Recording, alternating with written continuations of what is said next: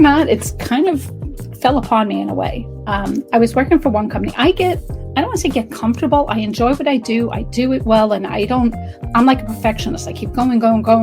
So I was at a company for 16 years. Like I said, worked my way up the corporate ladder, was doing really well, loved what I did. And I was pretty much handling a lot of work that back in the day you had teams of people, yet it always falls on one person, but it was fine. I loved doing it. So after 16 years of working there, the company was closing. And now it's like, wow. Like now it's kind of crazy because I'm like 16 years. Do I even remember how to go on a job interview? Like now I'm, So anyway, I wound up going to another company, and it was a company who offered one service that we didn't offer. And we said, okay, well, maybe I can join forces and make this a full service agency. Well, ironically, every client I had followed me, which I... Sit back and relax. And get ready for another exclusive episode of the Online Marketing Secrets Podcast with Lopez.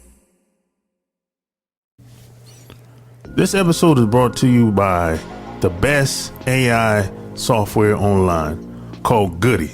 That's Goody. Goody will help you create all content for your blogs, websites, newsletters, articles, ads, and even pictures, LinkedIn posts, Twitter, you name it. All you got to do is go to lopezthesane.com/Goody.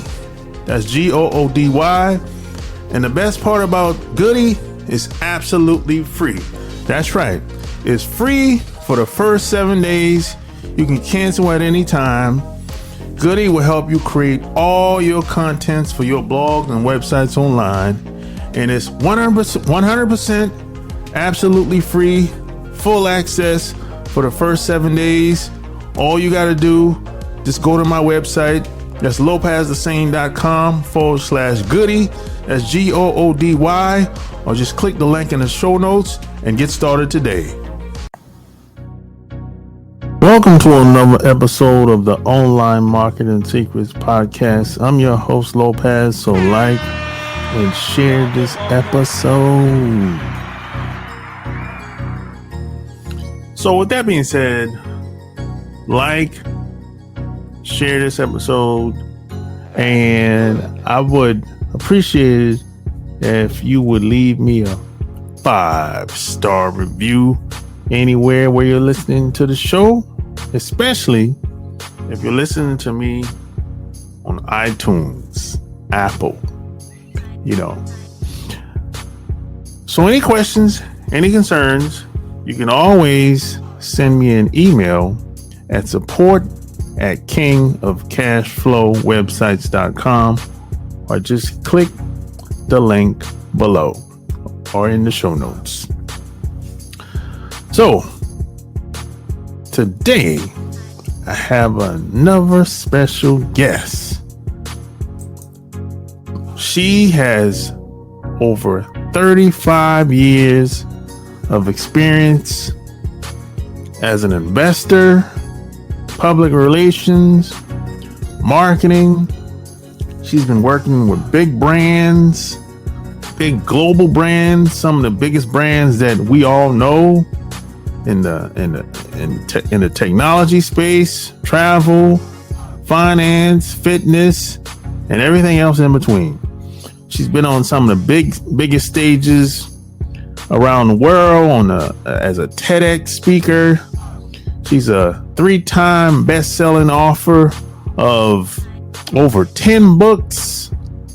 She's a executive contributor, writer at Brainz Magazine, which reflects on her passion for learning and adapting to the dynamics in regards to marketing. My special guest today is Patricia Baronowski-Schneider. Welcome to the show.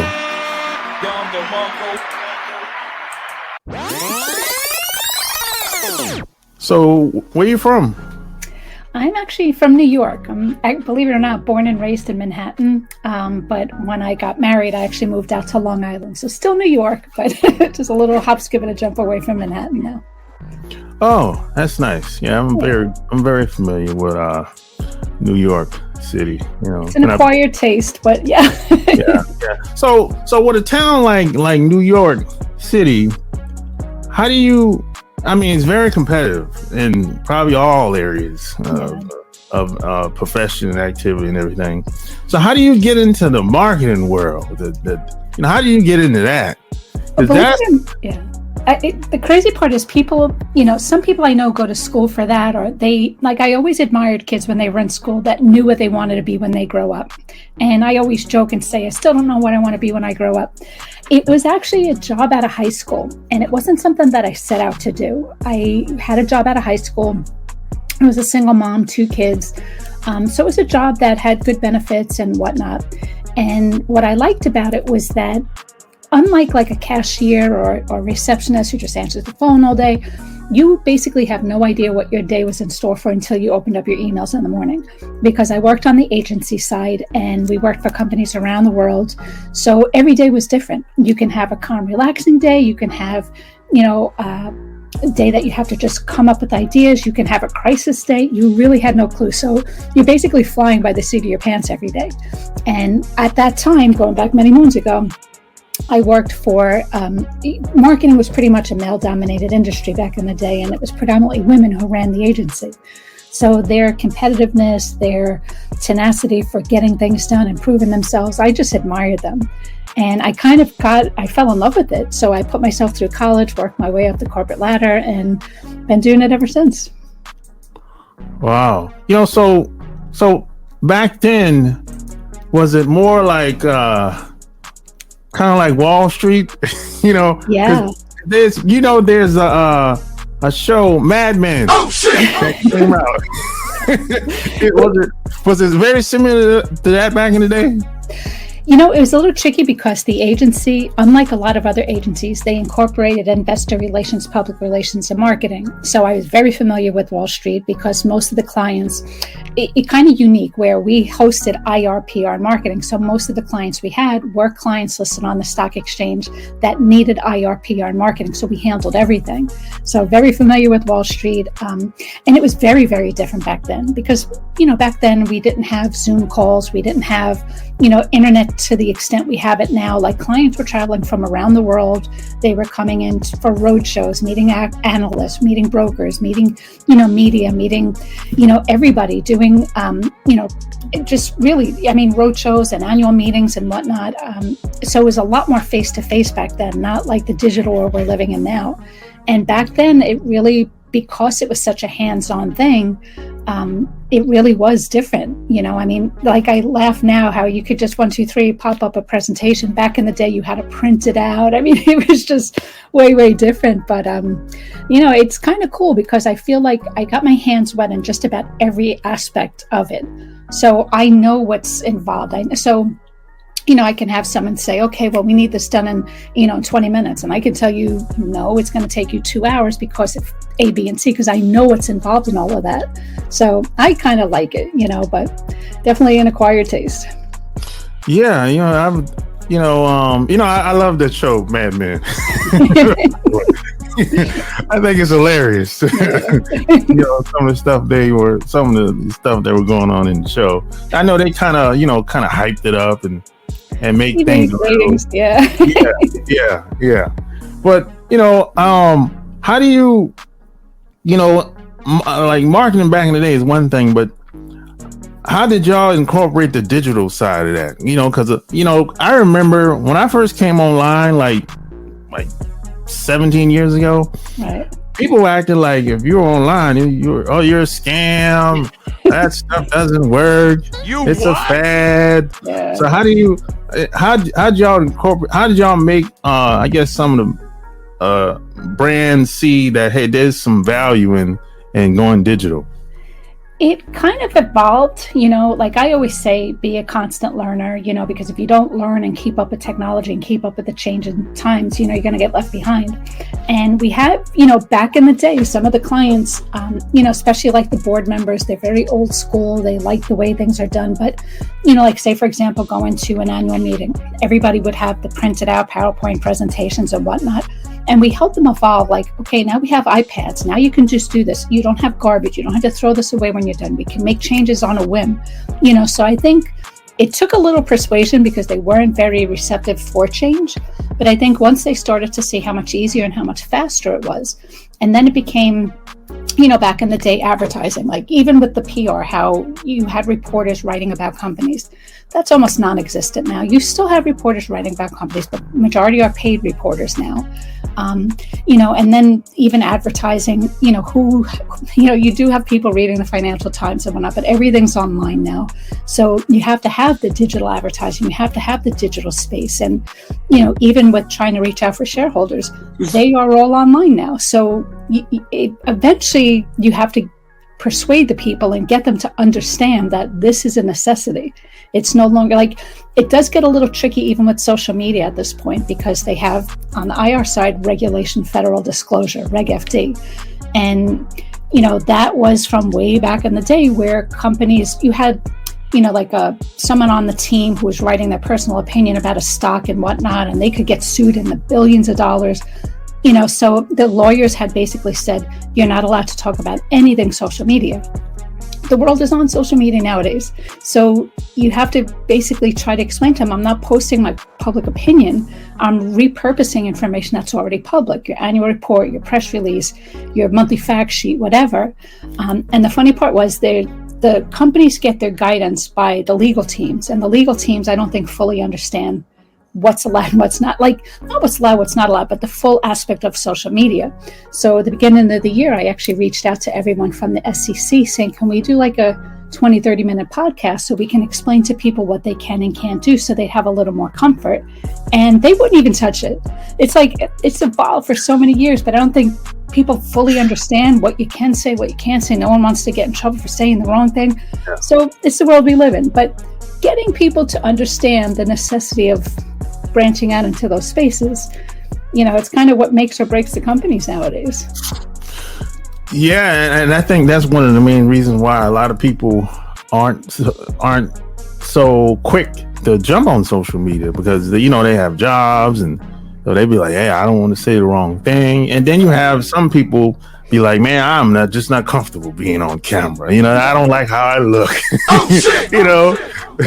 Well, that's why, COVID, if anything, it changed a lot, because everything became Zoom meetings, and you had to, you could have your pajamas on from the waist down, but you still had to be presentable. And, it definitely changed. And now even with work, a lot of places are still remote.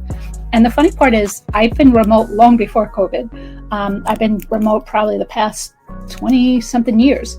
I find myself more productive being remote, because before I had the downtime, I had like an hour and a half commute each way. Then when you're in work, the phone's ringing. This one's coming and talking about last night's show. This one's, let's go to lunch. Here, you're on basically on call from the minute you roll out of bed to the minute you go into bed. So it's not for everyone, though. If you're disciplined and you know how to get stuff done, that's great. But we had other people at the time who were working remote, and it's like every time you call, you hear the beach in the background, the waves crashing, and they're like, no, I'm working. It's like, yeah, no, you're not. So it's definitely not for everyone. But I just think you have to kind of evolve and find what works for everybody. It's not for everyone. Some people, it's the same with just in business. Some people are good at this. Some people are good at that. Some people are good at that. Divvy it up for everybody's specialties. At the end of the day, you all have a job to get done. How do we get it done the best? That's the way you go, Yeah. So how'd you, I guess, decide that, hey, I'm gonna start my own agency? What made you want to go in that direction? Because there's some people that they got the cushy corporate job, and they be like, man, I'm making 6 figures, 7 figures. I'd rather just stay here. I have no stress.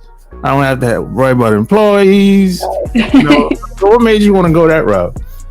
Believe it or not, it's kind of fell upon me in a way. I was working for one company. I don't want to say get comfortable. I enjoy what I do it well, and I'm like a perfectionist. I keep going. So I was at a company for 16 years. Like I said, worked my way up the corporate ladder, was doing really well, loved what I did. And I was pretty much handling a lot of work that back in the day you had teams of people, yet it always falls on one person, but it was fine. I loved doing it. So after 16 years of working there, the company was closing. And now it's like, wow. like now it's kind of crazy because I'm like 16 years. Do I even remember how to go on a job interview? Like now I'm, So anyway, I wound up going to another company, and it was a company who offered one service that we didn't offer. And we said, okay, well, maybe I can join forces and make this a full service agency. Well, ironically, every client I had followed me, which I thought was kind of cool because you had the option to go anywhere you want, but I think they valued the work that I did. So they followed me over there, and the tricky part was I couldn't, even though I had planned to make this a full service agency by doing what I did, I was very separate from what that company did. And they got the majority of their clients from the IR departments of their clients. So I couldn't say what it is I even did. So I basically was there, but I had nothing really to do with that company. I just kind of held up an office, and that was fine. So after about 2 years, I wound up working from home because they needed the office space. So that's when I started doing the remote thing ages ago. After 6 years, that company was closing. So now I was like, so now I'm going to have to go get another job now or move. They were basically selling their company. And I was like, well, do I go down that road? Because I don't even do the same thing they do. Or do I just branch out? I've obviously been doing it on my own, so I don't really need them. So I wound up starting my own company. And again, every client stayed with me. So I thought, they followed me through 3 different places. I think that's pretty cool, to a good testimony to, the quality of work that I do. And I don't charge a fortune. And what's cool is that if you go to another company, you have to hire an IR team or PR team, a marketing team, internal or external. I do it all. Or I'm happy to work with your internal or external teams. That's totally fine too. I always say, here's my brochure. Tell me what you need and I'll get it done. Whether you need it all, cool. If not, but at the end of the day, if you get it all, you're basically only paying the one price as opposed to hiring 3 different firms. So I think because I've proven myself, I've gotten, you could see myself on various magazines, clients on magazines, awards for myself, awards for my clients, so I always say the proof is in the pudding. The results speak for themselves. So. Yeah, I agree with that 100%. I saw you you're on plenty covers on your website and everything. But yeah, I've had a similar experience. I work with this company, and the feds shut them down. They just had they came to the office and took all the computers and shut them down. The company I was working with, and nothing good comes out of that. Yeah. So at the time, I was like, I didn't have a job no more. So I'm like, well, what? I guess I'm gonna freelance. Yeah. And I'll figure it out. And this is Monday morning, 10 o'clock. Wow. I'm like, nice. And I'm in the front of the office too. Wow. And I've seen guys, of course they look like cops. I know what cops look like. I'm like, I don't own this company. I just work here. I don't know. Yeah, that's a bad way to go down. Yeah. I know like with COVID, so many people lost their jobs and they all started freelancing and doing their whatever. But, your situation was way worse. So, but at least, Yeah. I've never had experience like that working for a company where the cops came in and raided the office. I never had experience like that before. Yeah. That's what you never do again. Yeah.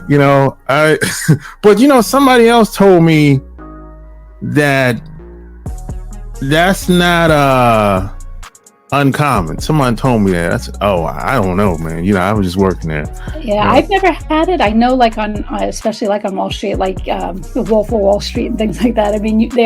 There were, I should say, a lot of shady stuff going on.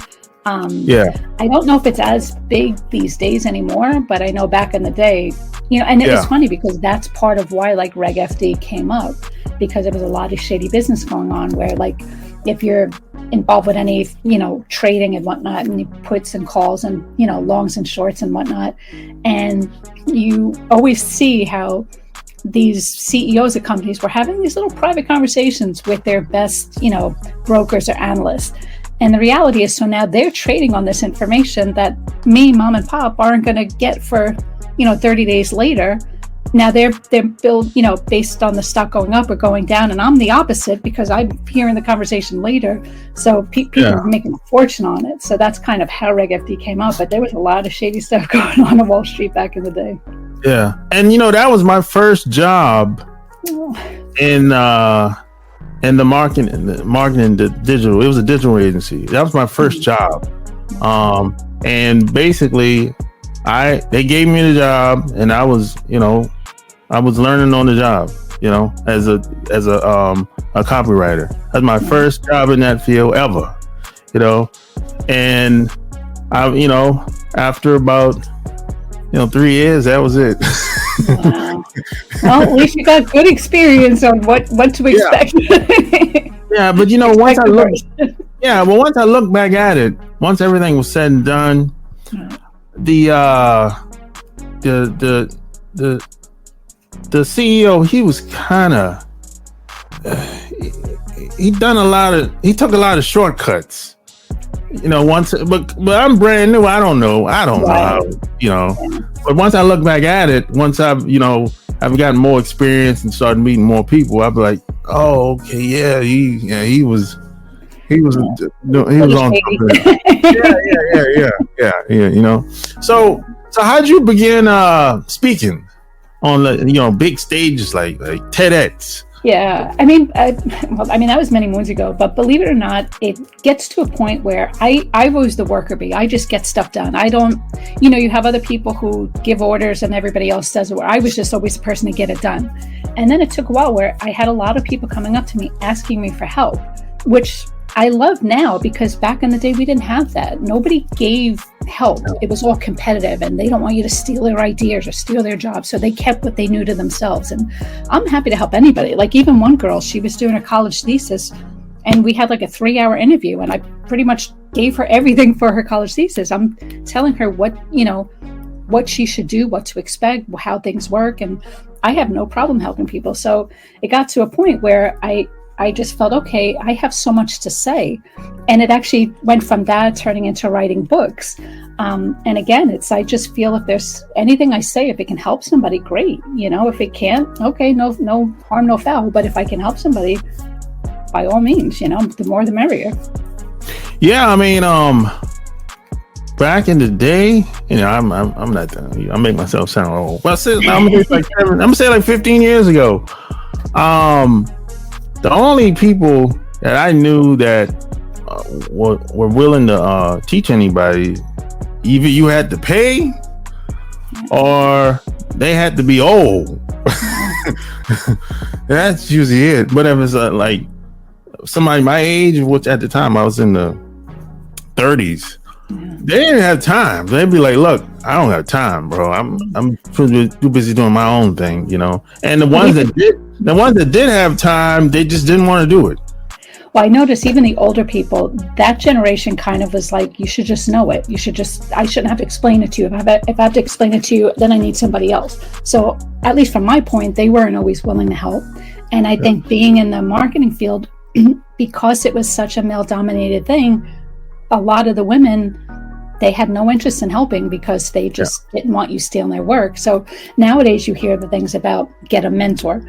And I think that's awesome because like I said, I wish I had that back then, which is another reason why I try to help people, because I'm like, I always try to fill a void. I wish I had it. If I could help you, what could I do, Yeah, I tell people today, I said, oh, today y'all got it good.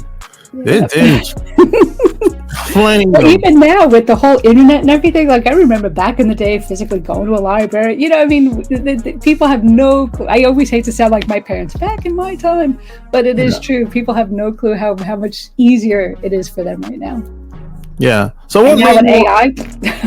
Oh yeah. Well, AI, I don't know where AI is going to go. I don't know how far it's going to go. I don't know.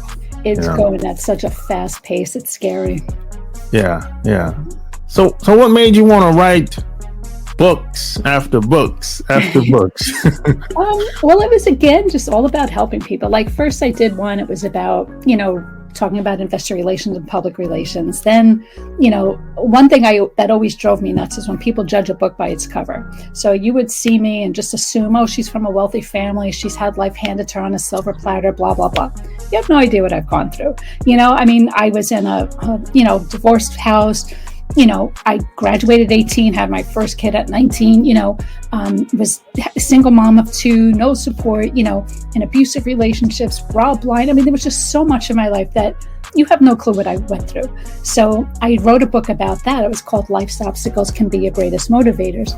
And it was really just, not that I want to air my dirty laundry out there, but I wanted people to know that anything you're going through, as much as, I know it sucks, you're not alone. There's other people who've gone through that, and you hang in there, you believe in yourself, and, you'll be okay. So again, everything I write is just trying to help people. Now, I have grandkids, so I'm writing books for the grandkids, trying to give them something excited. I'm going to make that like an annual thing.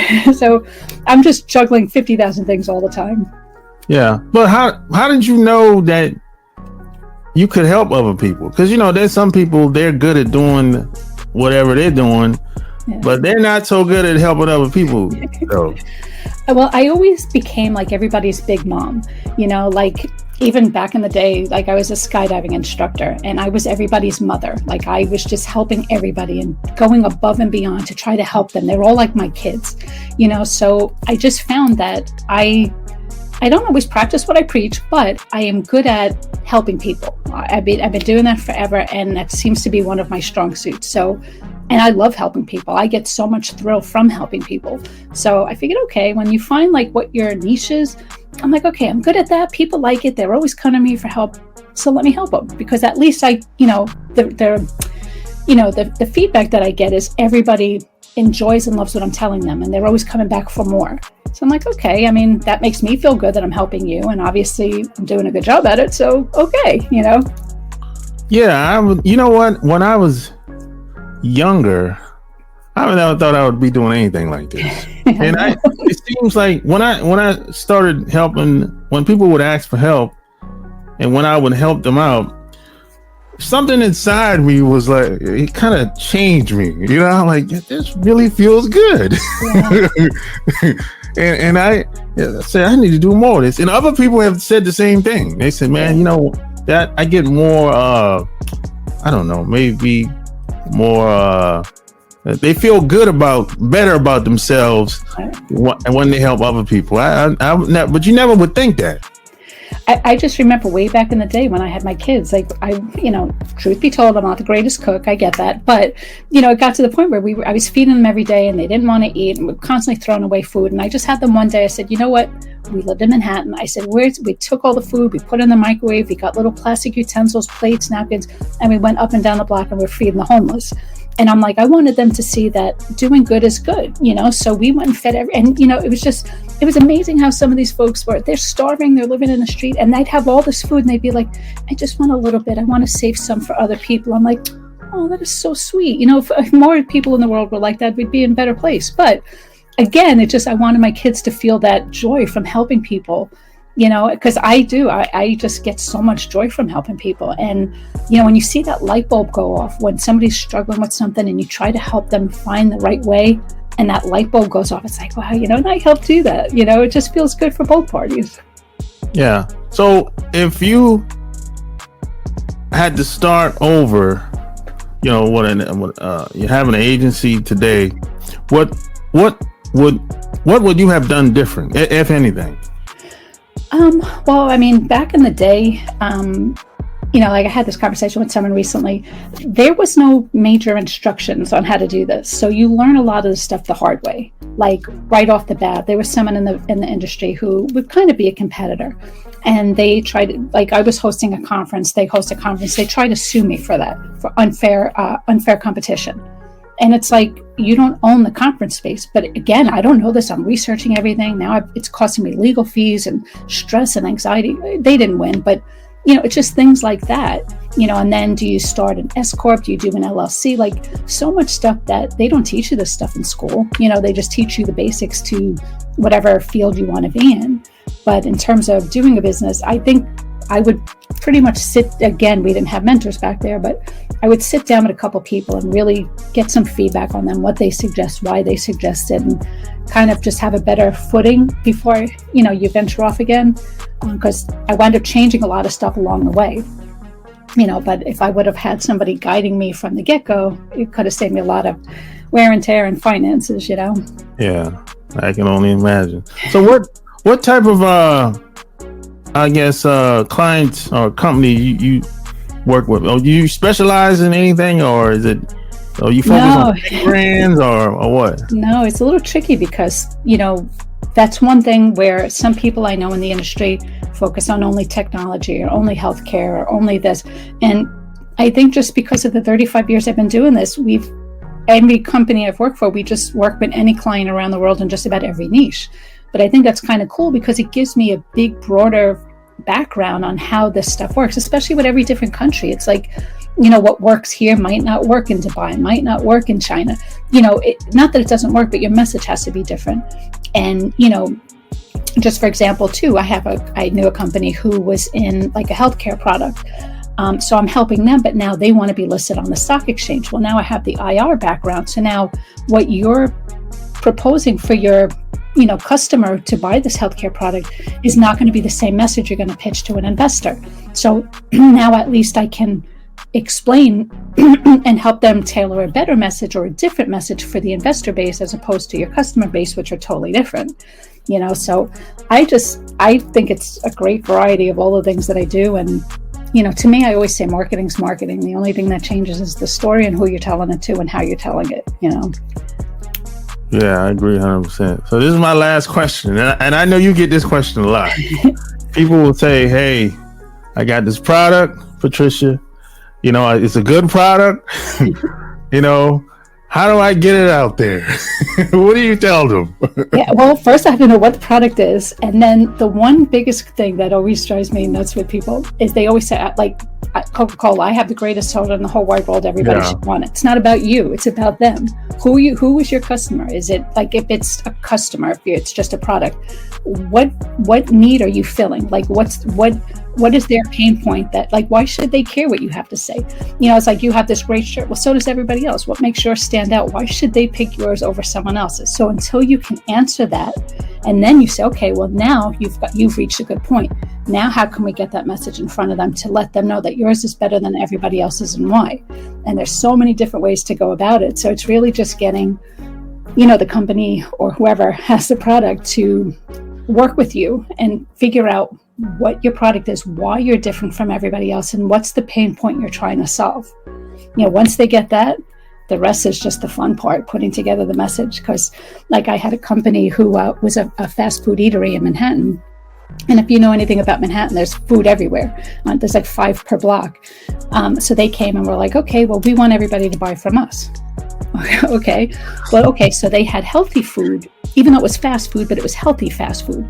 So we're like, okay, well, that's a little different. So then we found there were a lot of gyms, like probably gyms every couple blocks. So we bartered with the gym saying, okay, we can bring you protein shakes, all this healthy food, everything's baked, not fried, blah, blah, blah, free delivery, we order in bulk. Well, we had every gym in Manhattan ordering from them. And then there's film studios nearby where like Law and Order and so many other shows are filmed there. And these film companies always have food deliveries that come, for their, stars and whatnot. And we were saying that's very expensive. We can free delivery, bring you this healthy fast food and just try it, see if you like it. And they were like, okay, we'll give it a shot. They loved it. So now we've got photos of all these celebrities eating this food. That became a big media buzz. They became a franchise across the US. So if you can find what makes you different from everybody else, why people should care, and then you just hit the ground running with it, you can really make an impact. Yeah, I agree 100%. So if people wanted to work with you and reach out to you, where would they go to? There's my website. There you go. Just go straight to my website. There's a contact us button on there. I get email on my phone 24/7. So I'm just a phone call away or an email away. There you have it. Like, share this video. Tell me what you think below. Until next time, we're out. Peace. Thank you.